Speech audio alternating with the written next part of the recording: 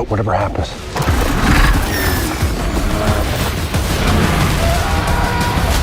we'll be ready.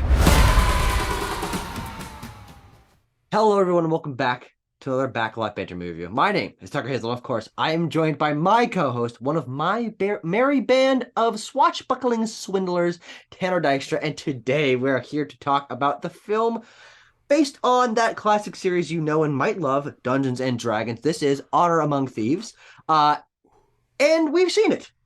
It's been sort of in the wind with, I would say, not a great marketing campaign, and I certainly wasn't sold on it beforehand, but we're here to give you our thoughts. We also want to hear your thoughts on Dungeons and Dragons Honor Among Thieves. So if you've seen this movie or any of the other recent movies, John Wick Chapter 4, everyone's seen that. Creed 3, that's a great time. Scream 6, that was a lot of fun. Tetris, Mario coming up soon. Lots to talk about, lots to see. Join our Discord, the link top description, and way down there. Comment if you like Dungeons and Dragons or not. And if you do, what was your favorite Dungeons and Dragons memory? Tanner, we've seen this film, and you were more excited for this film than I was, and I want to hear your thoughts on Dungeons & Dragons Honor Among Thieves. Yeah, Tucker, I was really only excited for this film insofar as I am an appreciator of John Francis Daley and Jonathan M. Goldstein's previous film? Yeah, I think probably. Game Night. I think it's a quite a funny film, maybe one of the best comedies to come out in the 2010s, in the last decade for sure. So I was like, maybe this isn't as dire as it seems to be. Sure. Because as you're right, the marketing about this was entirely like, hey, this movie that looks bad is actually good. Yeah. And you know what? The marketing is right. It is actually good. I think that there's a lot to like in Dungeons and Dragons Honor Among Thieves. I think it's quite funny. I think the cast is very well balanced, and each of them brings something special to the table here. I really like the production design of this whole thing. I love the look of this film, and it's just a fun time, I think, at the end of the day. It's not amazing. It didn't blow me out of the water, but it's just a fun time. Yeah, it's a movie that I like, but I struggle to love or to find that next layer deep that I wish this film really went for something of its own, because as it stands, I think it is good, but it does feel like an interpolation of other things that I've seen before. It's a combination of fantasy production design that we've seen done before and done better in other circumstances, of action group of characters with wacky personalities that's done a little bit better in something like Guardians of the Galaxy, where a bunch of misfits coming together and finding family.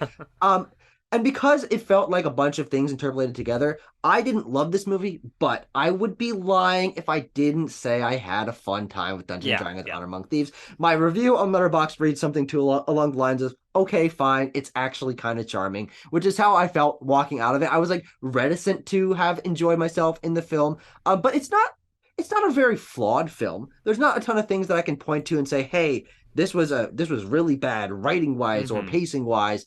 But as it stands, it is good.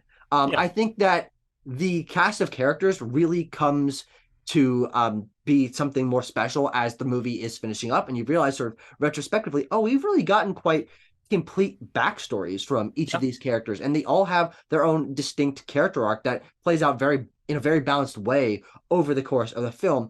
I would say, except for maybe Sophia Lillis's character, the tiefling shapeshifter, she kind of doesn't have the same amount of attention given to her. Doric, yeah. Which is whatever. I guess something needs to slip. But what did you think of the characters? Who was your favorite character, and what do you think of that cast? Let's see here. Who was my favorite? I mean, I feel like the obvious answer would be to go Chris Pine. Yeah. But honestly, I think I'm gonna go Justice Smith, because Sure. he's probably the biggest surprise here. Because largely because I don't think Justice Smith has been incredible in any film I've seen him in previous to this. Yeah. Is probably, as you said, probably his best role. Yes, my favorite. But Chris Pine obviously is gonna bring the charisma in any role that he's in. So I'll say the Justice Smith based on the surprise of this.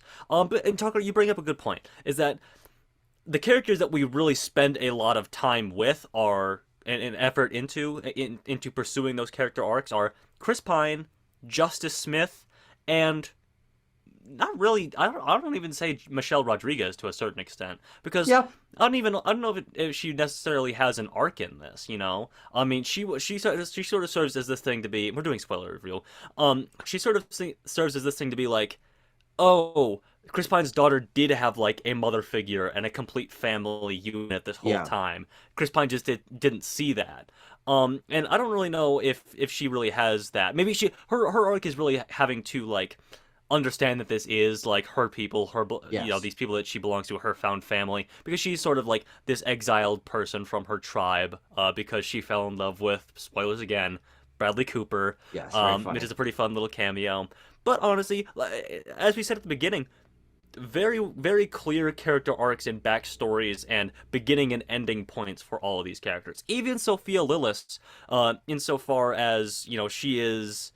Oh God, I kind of forgot her character arc, to be honest with you. I said that, and in the moment I was like, yeah, she has a character arc, but does she really? Is my No, question. yeah, I don't think she does. I think she's the reason why, even though I do think the cast ends up coming together by the end of the film, I would concede that it's not perfect because Yeah. she does feel like she has the least to do. I think she certainly has the least lines. She also has the least like relationships with the other members of the cast because she Hmm. doesn't have that same history that all of them shared before both Edgin and Holga went to prison. Yeah. And she doesn't get the same personal moments of character growth that even Michelle Rodriguez gets in the scene talking to her ex lover, husband, whatever. Hmm. There are elements that we learn about each of these characters that I think is why I like this movie so much and found it so charming. Learning about Holga's past, even if she's not the richest character, she does have this element of still feeling connected to the people around her, even though she's Hmm. sort of pushing them away and has this guard up. And Chris Pine coming to terms with the fact that he has been an absentee father and wasn't a perfect person in the past. And I can understand how people misunderstood the mistakes that I've made in past experiences. I think that combined with, I agree, Justice Smith being my favorite character in this and his personal arc of having confidence in himself being portrayed in lots of cool magical ways, I think does make this feel like a cohesive group. I think maybe my main fault with this film would Hmm. come from the side characters because while I like Hugh Grant in this, Yeah. he's he's a cartoonish bad guy and he doesn't really have any arc and he's not even in it for like a huge chunk of it. Reggie Jean Page is kind of like a bit character He is almost. like He a has bit like one character, sequence. which is Um, interesting. Yeah. and finally, and I think the worst offender is, oh God, what's her name? Daisy Head as Safina the Red Wizard, who's like Oh, the real sure. villain of the film. Hmm. Bad, not well defined, very generic. Not doesn't show up enough to feel like a real presence. Hmm. And as she's the real villain coming by the end, it's like this isn't satisfying to see them like fight against the Red Wizards. Like that's if fighting against Hugh Grant's character is what this whole thing has been leading Yeah. up to, Well, and she just kind of comes in by like almost accident. Like they don't mean to fight her. It's like well, I don't know about that. what's interesting there is you bring up. I think Hugh Grant is fine for what he is. He's a Yeah. cartoonishly hand-wringy villain who sort of Yes. like represents the roots of where these characters came from and Mhm. how they've grown past that to be Yeah. actually Yes. like True. good-hearted people. Um, but Daisy Head, Yeah. Sophina, the Red Witch, or Red Wizard rather, is interesting because like she's a representative of the Red Wizards as this like evil faction, but she's not like the one who did the evil thing. No. She's not the And one she doesn't who. even really succeed in doing the evil thing at the end because a bunch of red tendrils come down to the sky and they do something. It's they're supposed to like affect the crowd, but they like draw them out with the money from the hot air Well, balloon. yeah, So so like they draw them out because don't get turned into like an yeah, undead but what I'm army. saying is she But if didn't you even in the succeed in her plan, so she no, doesn't well, really yeah, feel like a threat. well, yeah, no, because obviously that's the third act, and our heroes have succeeded in stopping her, and then they go beat her up. But earlier in the flashback, it's her. It's like the big guy, evil wizard that is the one who takes away Regé Jean Page's character's family. Mhm. So it's interesting to me that he wasn't like the final bad, you Yeah. know. Because ultimately what she is she's like, oh, she's also part of this group, and she's just like infiltrated this. I think you could maybe have easily made it the big evil guy, or Yeah, in some way. make her the one that did it at the Yes. beginning. Yes. Either way, it works. Works more than it does here. But Yeah, and I ultimately, think yeah. that she is one of the strongest examples of why I don't love this movie is because I do feel like this world, because Dungeons and Dragons is kind of the the basis for so much of the fantasy stories that we know, Yeah. it feels a little bit basic, and the history of this world is there but kind of unclear, and the Red Wizards are a presence in the history, but our characters don't really care about that because they're focused on their own quest. So when we learn about them, it Yeah. feels a little bit forced expository. There and is a there's- disconnect of like these long expository sections where we're like, this is the land and this is the people and this group of people and they had a war and da da da da Yes. da. And like maybe if you're a D&D fan, this is in the lore somewhere and that did it for you. But ultimately, like I was like, all right, this is a lot of mystical words and names Yes. and groups of people that are being thrown out. And is it important? It doesn't seem like it is, and ultimately it doesn't end up being. No.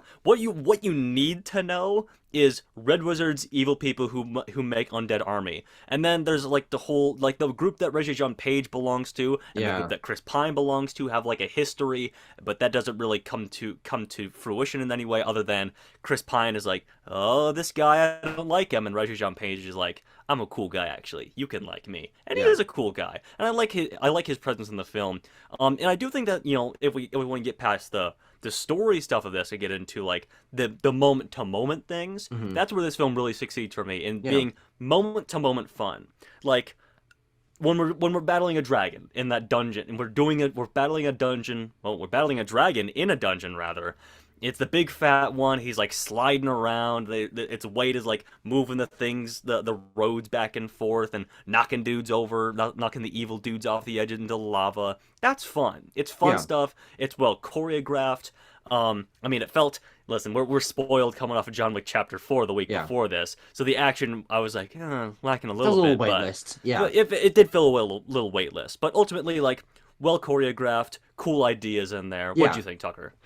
The action I'm half and half on. Sure. Because I do think that it has its moments of creative spectacle. The Yeah. idea that this city is hanging, and so if the giant chains break, then it can swing back and forth, and that's going to really impact the way that they're sliding around and have to dodge things that are coming at them. Oh, that's really creative. But a lot of that action sequence leading up to that, which is like 10 minutes of screen time, is Mhm. walking through a dark cave, fighting some zombie guys in the totally fine way, but not like super interesting way. Yeah. And that's how the action sequences feel to me, is moments of really interesting spectacle and really creative ideas being presented, but a lot of it felt a little bit simple to me and a little bit fantasy generic, people throwing fireballs or having swords or whatever. And even though I would say Holga gets the most interesting actual fight choreography, using her axe, using a shield, whatever it is, those moments still, to me, probably because I just came off of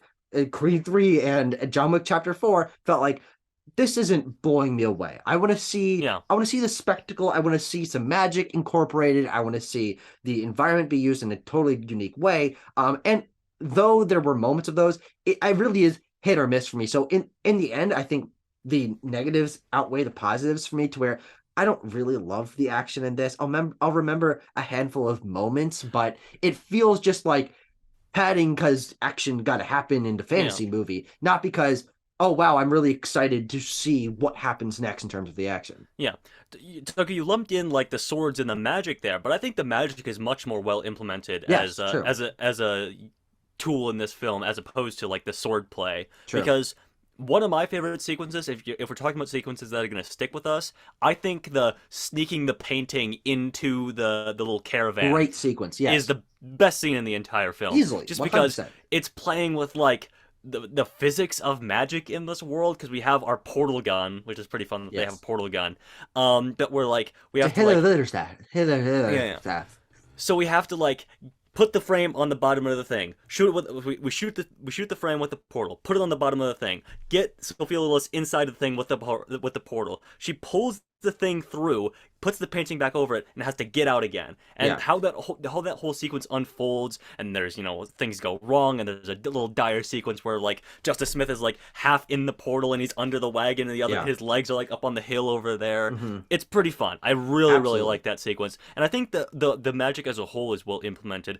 Of course, there's times where you get regular lightning bolts and red tendrils from Sophina the evil witch, but there's also moments where like Justice Smith accidentally inverts the gravity of an entire building, and I think the film really takes both of those in stride, and I'm like, there are moments where I'm like, I'm gonna remember that. Yeah. That was really cool. That was really creative. Also, the simulated one take of Doric Oh, escaping yes! from the castle Yes. using her transformation powers to turn into a bird, turn into a rat, turn into a cat, turn into a deer. That was pretty cool. And other than the getting the portal into the caravan sequence, I would say that's probably one of the highlights of the Yeah, film. yep.